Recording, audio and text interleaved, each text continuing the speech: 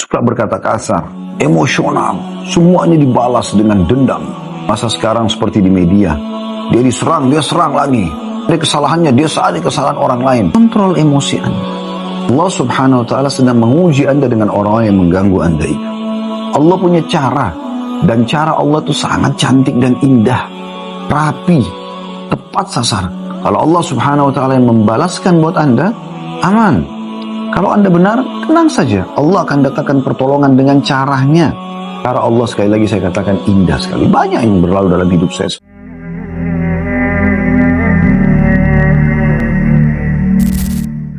Kita memiliki sebuah ciri khas, yaitu karakter yang baik, akhlak yang mulia. Santun, ramah, dermawan, pemaaf, semua hal-hal yang baik, itu harusnya menjadi perangai setiap muslim dan muslimah. Menjadi prinsip hidup mereka dan bawaan dalam keseharian. Apakah itu dalam berinteraksi dengan orang-orang terdekat, misalnya kepada suami, kepada istri, pada anak-anak, kepada orang tua, saudara, kerabat secara umum, dan orang-orang terdekat, misalnya tetangga yang dekat dengan rumah kita, teman-teman di kantor, semua itu kita akan gunakan perangai-perangai ini. Dan begitu juga dengan orang-orang yang baru kita kenal, semuanya akan terbawa. Kalau orang-orang terdekat saja, kita bisa menjadikan atau mempraktekkan akhlak-akhlak yang mulia ini, maka tentu orang-orang yang jauh lebih mudah untuk kita praktekkan. Dan hadis yang terakhir yang sudah kita bacakan adalah hadis nomor 630. Saya kembali mengingatkan, yaitu dari Abdullah bin Amr bin As radhiyallahu anhu, dia berkata, "Lam yakun Rasulullah sallallahu alaihi wasallam fahishan wala mutafahishan, wa kana yaqul inna min khiyarikum ahsanukum akhlaqa." Artinya, Rasulullah SAW bukan orang yang berperilaku buruk dan bukan juga orang yang suka berkata buruk. Dan Nabi SAW bersabda, sesungguhnya orang yang terbaik di antara kalian adalah yang terbaik akhlaknya. Hadis ini riwayat Bukhari Muslim. Jadi maksudnya, sosok muslim yang paling layak untuk menjadi suami, menjadi istri, menjadi sahabat, menjadi partner bisnis, menjadi tetangga, ya, adalah orang yang paling baik akhlaknya. Ini jadi tolok ukurnya. Bahkan memilih pasangan pun adalah dikhususkan akhlak. Kata Nabi SAW kepada para wanita dan walinya, "Idza ja'akum man tardawna dinahu wa khuluqah." Kalau datang kepada kalian yang kalian ridhoi agama dan akhlaknya, ya, fazawwiju, nikahkan dia. Terima lamarannya. Jadi ini tolok ukurnya, bukan tampannya, bukan kekayaannya, seperti itu. Ya. Dan agama ini adalah agama akhlak. Agama perilaku yang baik, kesantunan, keramahan. Dikatakan oleh Nabi SAW dalam sebuah hadits, "Innama bu'itsu liutammima makarimal akhlak." Aku diutus memang untuk menyempurnakan akhlak-akhlak yang baik. Itu tujuan utama agama. Jadi jangan sampai teman-teman sekalian, Anda ya memiliki penampilan sebagai seorang muslim, nama Anda pun nama muslim, Anda pun hidup di lingkungan muslim, tapi Anda tidak memiliki akhlak, Anda tidak santun, alias kasar lah ya. Emosional, ya, tidak pernah memaafkan, suka balas dendam. Semua ini berarti Anda belum menjadi seorang muslim. Karena tolok ukur muslim itu baik, baik adalah ya, dari agamanya, dari akhlaknya. Baik agamanya dari akhlaknya. Kita sudah sempat menyinggung pada pertemuan yang lalu, bagaimana ada sebuah riwayat menjelaskan seorang sahabat bertanya kepada Nabi SAW, mengatakan, "Ya Rasulullah, di Madinah ini ada seorang wanita yang tidak pernah ketinggalan sholat malam, tidak pernah juga berhenti bersedekah dan berpuasa, berpuasa, sholat malam dan berpuasa. Setiap malam sholat malam, setiap hari harinya puasa. Tapi lisannya tajam, menyakiti tetangganya." Kata Nabi SAW, "Apa? La khaira fiha, hiya finnar." Nggak ada kebaikannya wanita itu, dia pasti masuk neraka. Dan kata orang yang sama, "Ya Rasulullah, di Madinah ada seorang wanita, biasa aja sebenarnya ibadahnya. Jadi standar lah gitu kan. Tapi dia selalu baik dan santun sama orang." Kata Nabi SAW, "Al-khaira fiha, wahiyya fil jannah." Kebaikan ada padanya dan dia masuk dalam surga. Atau kama qala Nabi SAW. Jadi seperti itu tolok ukurnya. Pada siang ini insyaAllah, semoga Allah SWT berkahi waktunya, kita akan, dan juga ilmunya tentunya, kita akan melanjutkan sisa-sisa hadis yang membahas tentang masalah keutamaan akhlak. Di antaranya hadis yang sangat mulia. Hadis nomor 631. Saya bacakan. Dari Abu Darda radhiyallahu anhu bahwa Nabi SAW bersabda, "Ma min syai'in athqalu fi mizanil 'abdil mu'min yawmal qiyamati min husnil khuluq. Wa inna Allah yubghidul fahishal badi." Hadis ini diriwayatkan oleh Tirmidzi dan beliau mengatakan hasan sahih.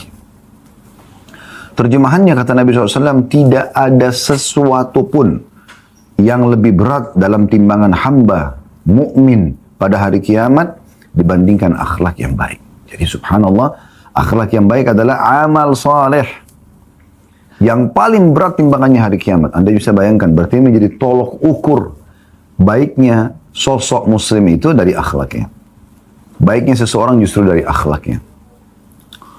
Dan sungguhnya Allah itu membenci orang yang keji dan suka berkata kotor. Jadi bukan ciri seorang muslim. Emosional, marah-marah, misalkan kotor, tutur kata yang kotor, kasar, keras, sama sekali. Anda harus cuci tangan dari semua itu. Mulai hari ini, mulai siang ini, Anda harus menjadi sosok yang selalu senyum, selalu ramah, selalu sopan, santun, pemaaf, dermawan, jujur, amanah, tanggung jawab, semua itu. Dan semua itu punya keutamaan. Ada fadilahnya. Anda akan dapat pahala di sisi Allah SWT. Gabungannya semua dikenal dengan akhlak yang baik. Dan itulah yang paling berat di timbangan amal pada hari kiamat nanti. Itu luar biasa gitu. Ya. Maka kalau ada orang, sekali lagi, penampilannya sudah muslim, namanya muslim, tapi bobrok sikapnya, suka berkata kasar, ya, emosional, semuanya dibalas dengan dendam. Di masa sekarang seperti di media, dia diserang, dia serang lagi. Dicari kesalahannya, dia cari kesalahan orang lain. Ini yang sedang menyerang dan mencari kesalahannya adalah orang yang salah dan bodoh. Dia pun ikut-ikutan bodoh. Kenapa? Kenapa Anda tidak menjadi orang yang memiliki akhlak yang mulia? Kontrol emosi Anda. Allah subhanahu wa ta'ala sedang menguji Anda dengan orang-orang yang mengganggu Anda itu. Tunjukkan respon yang positif. Tidak usah emosional. Kalau Anda salah, Anda perbaikin. Alhamdulillah Allah ingatkan melalui orang ini. Daripada hari kiamat Allah hisab, daripada disiksa di kuburan, alhamdulillah, tidak usah balas. Perbaikin saja, taubat kepada Allah, perbaikin. Atau kalau Anda benar, Allah pasti bela. Inna Allah yudafi' anil ladhina amanu, kata Allah SWT dalam Al-Quran. Allah itu membela orang-orang beriman. Allah punya cara. Dan cara Allah itu sangat cantik dan indah. Rapi. Ya, dan tepat sasaran. Kalau Allah subhanahu wa ta'ala yang membalaskan buat Anda, aman. Anda tinggal duduk manis, tinggal beribadah kepada Allah subhanahu wa ta'ala. Jadikan semua serangan-serangan orang itu justru sebagai ajang Anda mendekatkan diri kepada Allah subhanahu wa ta'ala. Sebagai ajang Anda menambah poin-poin hasanah, pahala atau pahala Anda di timbangan amal pada hari kiamat nanti. Nabi SAW sering disakiti masa hidup beliau. Tapi beliau balas dengan akhlak yang mulia. Ya. Bagaimana Nabi SAW dicaci maki oleh tokoh-tokoh Quraisy. Tapi di saat mereka masuk Islam, mereka menyatakan taubat kepada Allah subhanahu wa ta'ala. Nabi SAW sambut dengan senyum, dengan gembira. Umar bin Khattab pembenci Islam dulu. Tapi setelah masuk Islam, Nabi SAW sambut dengan mulia. Dan banyak orang seperti itu. Banyak sekali. Orang yang tadinya benci Islam, akhirnya menjadi suka. Ya. Thumamah bin Qusar radhiyallahu anhu juga begitu. Kepala suku yang ada di sekitar Mekah, ya, yang mensuplai makanan ke Mekah. Tadinya benci sekali Nabi SAW, benci Islam. Tapi setelah masuk Islam, dia ubah semuanya dan akhirnya Allah ubah pun rasa bencinya menjadi suka. Tidak usah khawatir. Jangan kita teman-teman yang habisi waktu untuk mengkantor gosipan orang, fitnahan orang. Habis umur kita untuk itu. Terus gimana caranya supaya tenang Ustaz? Minta kepada Allah SWT diberikan ketenangan hati. Tenang saja dalam menghadapi permasalahan. Karena Anda panik atau tenang, tetap masalah sudah terjadi kan? Anda sudah diserang, Anda sudah digibah, digunjing, Anda sudah difitnah. Udah, saya sudah katakan tadi, solusinya kalau Anda salah, Anda memohon ampun kepada Allah SWT, jadikan itu sebagai teguran dari Allah melalui orang itu. Nanti Allah punya cara memperbaiki nama Anda. Kalau Anda benar, tenang saja. Allah akan datangkan pertolongan dengan caranya. Dan cara Allah, sekali lagi saya katakan, indah sekali. Banyak yang berlalu dalam hidup saya seperti itu. Ternyata dengan kita hadapi dengan akhlak yang mulia, malah menjadi penyebab hidayahnya orang lain. Ya? Dan tidak mengganggu sama sekali kehidupan kita. Nah, ini yang perlu digarisbawahi teman-teman sekalian. Baik, yang kita bisa ambil pelajaran dari hadis ini. Yang pertama, akhlak mulia adalah amal yang paling mulia.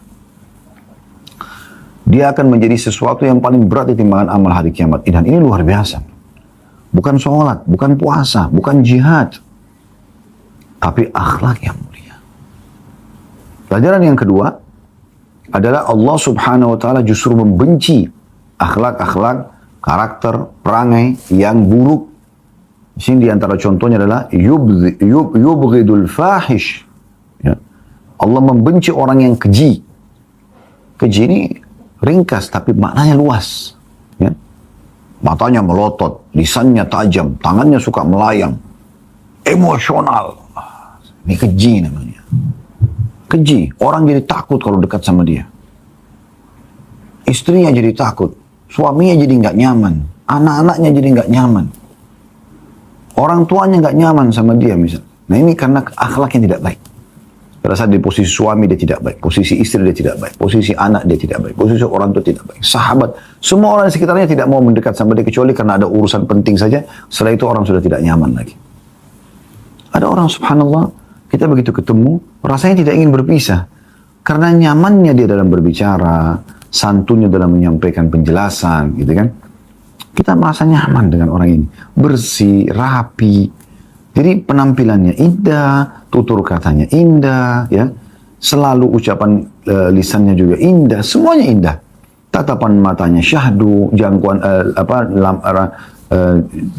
sentuhan tangannya ramah.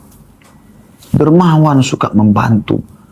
Minta memaafkan, mudah memaafkan orang. Tidak ada balas dendam.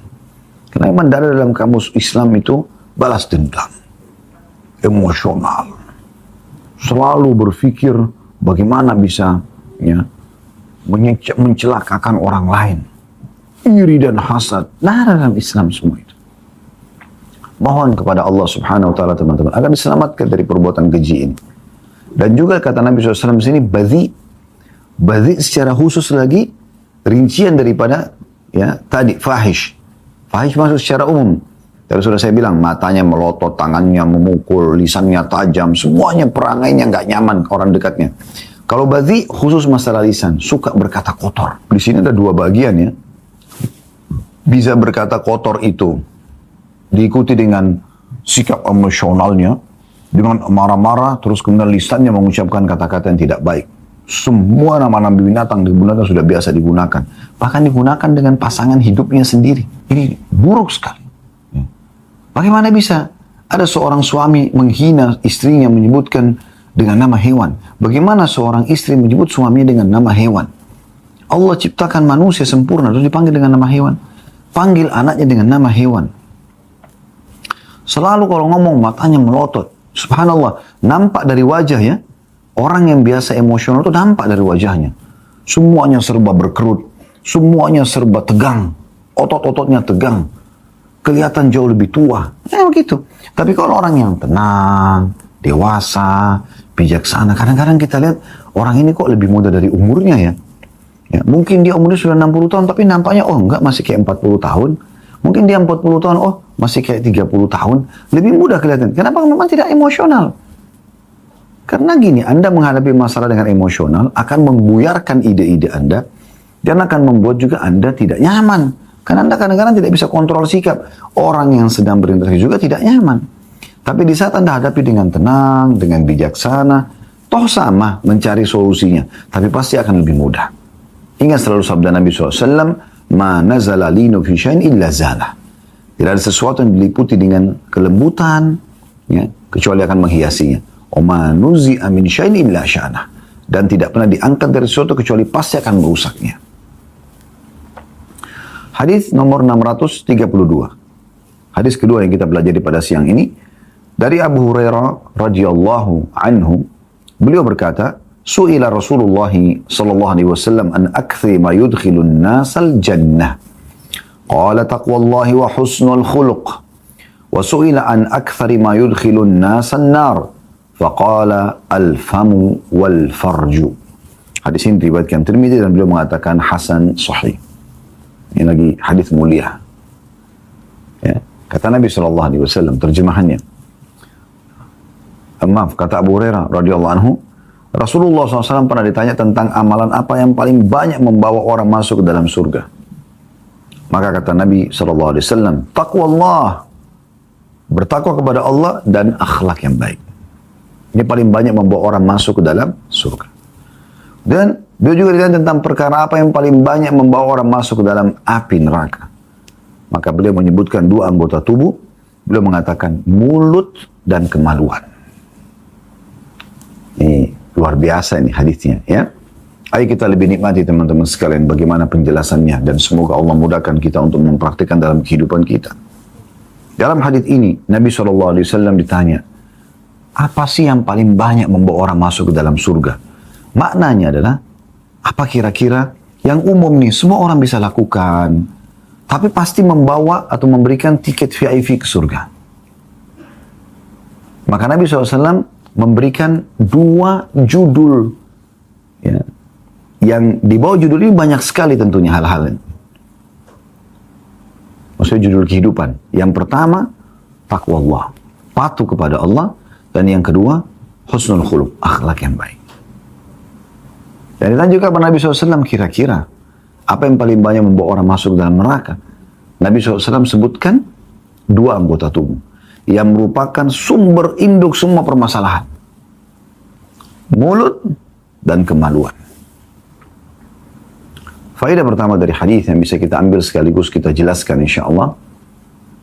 Pentingnya seorang muslim peduli terhadap apa saja yang bisa memasukkan dia ke dalam surga merupakan target utama setiap muslim dan muslimah, setiap mukmin dan mukminat, dan ya, juga bagaimana dia selamatkan diri dari api neraka. Pentingnya seorang muslim dan muslimah mencari tahu tentang apa yang paling banyak, yang paling mudah menyelamatkan dia masuk ke dalam surga dan menyelamatkan dari api neraka. Ini penting, ini pelajaran pertama. Semua hidup kita sebagai seorang muslim dan muslimah sibuk untuk mencari apa saja amalan dalam keseharian selama ajal belum datang, Allah masih kasih kesempatan, umur, kesehatan, harta, semuanya ke surga. Dan semuanya menyelamatkan dari api neraka. Seperti itu. Ini target utama. Jangan pernah jadikan target wahai muslim dan muslimah selain surga. Bagaimana surga target utamanya. Gerbong ke belakangnya semua Anda lakukan apapun yang bisa membawa ke sana. Ini pelajaran pertama. Pelajaran yang kedua. Amalan yang paling banyak atau sesuatu yang paling banyak membawa masuk ke dalam surga adalah yang pertama takwa Allah. Ini faedah yang kedua. Apa itu takwa Allah? Patuh kepada Allah. Apa yang Allah perintahkan, patuhi. Apa yang Allah larang, jauhi. Selesai. Anda mau ditawarkan pekerjaan, atau Anda mau mengerjakan satu pekerjaan, tanya dulu. Allah boleh tidak? Halal apa tidak? Disodorin makanan, minuman, ya, apapun, pergaulan, tempat tinggal, lingkungan, ini Allah ridho nggak? Halal nggak? Halal, enjoy, nikmati. Haram, jauhi. Selesai. Ya. Dan dalam menikmati gampang, tapi kalau untuk meninggalkan ini butuh perjuangan. Tapi ingat sabda Nabi SAW, man taraka syai'an lillah abdalahu khairan min. Siapa yang meninggalkan sesuatu karena Allah, Allah pasti ganti dengan sesuatu yang lebih baik. Jadi gak usah khawatir, tinggalkan. Selama haram, walaupun menggiurkan, tinggalkan. Masih banyak di antara muslim dan muslimah kadang-kadang bimbang. Tinggalkan gak ya? Gitu. Sayang nih. Ya. Gak ada lagi gitu dalam konsep seorang muslim. Hapus di kamus Anda itu. Selama haram, jauhi. Sejauh-jauhnya. Abdullah bin Umar radhiyallahu anhu mengatakan, aku meninggalkan 1 dirham haram. Syubhat. Lebih aku cinta daripada bersedekah dengan 600.000 dirham. Coba bayangkan. Para salafus saleh itu peduli sekali dengan apa yang Allah haramkan. Mereka semaksimal mungkin menjauhi itu. Semampu dia. Nah, ini hal yang luar biasa. Yang harus benar-benar jadikan sebagai sebuah target utama setiap muslim dan muslimah. Dan nikmatin itu teman-teman sekalian. Toh juga yang Allah perintahkan jauh lebih banyak dibandingkan apa yang Allah larang. Sering kami bahasakan di majelis kami itu. Apa yang Allah perintahkan kepada Anda jauh lebih banyak. Yang Allah halalkan jauh lebih banyak dibandingkan apa yang Allah larang. Dan selalu Allah kasih solusinya. Makanan ini haram, minuman ini haram, pergaulan ini haram, biologis ini haram, ya, pekerjaan ini haram atau pendapatnya haram. Allah kasih solusinya. Ini loh yang halal. Ya, nggak boleh makan babi. Allah kasih sapi, kambing, ayam, kelinci, hewan air. Nggak boleh loh bergaul sama teman buruk, cari teman baik. Nggak boleh loh biologis haram, ada biologis halal. Kan gitu. Nggak boleh loh pendapatan pergaulan ini, ada pendapatan yang halal. Pasti ada solusi. Kalau nggak ada solusinya, mungkin Anda wajar terjerumus. Lalu kenapa Anda tidak? Itu pun kalau sampai ada orang terjerumus, semoga Allah maafkan, Allah masih kasih satu kunci pintu. Ada kunci pintu yang aman sekali. Dia masih bisa selamat, yaitu taubat. 6 huruf ini, ingat selalu, taubat. Allah gembira dengan taubat hambanya. Sudah melanggar, Allah masih kasih kesempatan. Dalam sebuah hadis Bukhari, kata Nabi SAW, Allah lebih gembira dengan taubat hambanya dibandingkan seseorang di antara kalian membawa seluruh bekalnya di atas tunggangannya, di atas untanya, semua harta, semua makanan, semua pakaian sudah dibawa di situ, ke padang pasir yang tak bertuan. Kemudian dia istirahat di bawah sebuah pohon. Kemudian setelah itu dia tertidur, waktu dia bangun dia tidak temukan untanya. Semua bekal makanannya habis. Dia keliling-keliling cari, tidak temukan. Setelah putus asa dia mengatakan, saya coba kembali saja ke bawah pohon tadi, saya tidur lagi, semoga saya tidak bangun. Saya meninggal. Waktu dia tidur, dia bangun, ada untanya di depan matanya. Bagaimana gembiranya dia? Dia bisa lanjutkan perjalanan, dia bisa kenakan lagi pakaiannya, dia bisa makan makanan dan bekalnya, bisa lanjutkan kehidupan. Allah lebih gembira, kata Nabi SAW, dengan taubat hambanya daripada itu. Jadi Allah kasih solusi. Ya. Di saat Anda menikmatin hal-hal yang baik itu, Anda akan dapat pahala dan juga mendapatkan kebutuhan Anda. Dan Anda juga dapat pahala dengan meninggalkan yang haram. Di saat Anda terjerumus pada yang haram pun, Allah masih kasih satu kunci lagi. Taubat. Masih bisa kembali. Berulang kali. Kata Nabi SAW kepada seorang sahabat yang mengatakan, ya Rasulullah, kalau saya buat dosa. Kata Nabi SAW, taubatlah. Lalu dia mengatakan, kalau saya ulangi lagi. Kata Nabi SAW, taubatlah. Dia mengatakan, ya Rasulullah, kalau saya ulangi. Kata Nabi SAW, taubatlah. Lalu Nabi SAW mengatakan, Allah tidak akan bosan sampai kalian bosan. Cuma luar biasa. Itu namanya takwa. Takwa kepada Allah SWT. Cuma orang yang terus saja di atas ketakwaan kepada Allah SWT, dia kerjakan terus ketaatan, dia jauhi terus pelanggaran. Walaupun tadi kalau pelanggaran terjadi dia masih bisa tobat ya. Kalau dia terus jaga, maka level imannya beda dengan orang yang terjerumus dalam dosa. Gitu. Nah ini penting untuk digarisbawahi. Ini faedah yang kedua tentang masalah takwa. Faedah yang ketiga, ini yang menjadi inti bahasan kita, husnul khuluq. Ternyata untuk masuk ke dalam surga juga, ya kuncinya adalah punya akhlak yang mulia. Tadi sudah kita bahasakan, santun, ramah, dermawan, pemaaf. Anda juga awet muda. Ini saya kasih resep seperti ini, mungkin orang lebih mudah menerimanya ya. Kalau Anda saya tanya, mau nggak awet muda? Mau, Sir. Oke, jangan marah. Jangan emosional. Coba pemaaf. Santai aja hadapin masalah seberat apapun. Tuh Anda emosi, atau ada ketakutan, atau Anda khawatir dengan Anda tidak khawatir, tetap aja Anda harus melaluinya, kan begitu? Tapi di saat Anda tenang, Anda bijaksana, justru Anda gunakan momentum itu untuk mendekatkan diri kepada Allah SWT dan minta solusi dari Allah, di situ puncaknya Anda akan mendapatkan solusinya. Bukan dengan kepanikan. Bukan justru malah maksiat. Mabuk-mabukan, ke karaoke, ke diskotik, malah berzina. Wah, tambah kacau semuanya. Ini faedah yang luar biasa. Coba ambil resep ini. Akhlak yang mulia ini berat sekali timbangan amal hari kiamat. Dan potongan faedah yang ketiga ini tentang amal kedua yang bisa paling banyak membawa masuk manusia ke dalam surga. Ini subhanallah relevan sekali dengan hadis nomor 631 yang tadi kita bahas sebelumnya. Ini kan 632 ya. Bahwasanya akhlak mulia adalah yang paling berat di timbangan amal hari kiamat. Faedah keempat dari hadis tentang yang paling banyak membawa orang masuk ke dalam neraka, yaitu disebutkan apa? Mulut.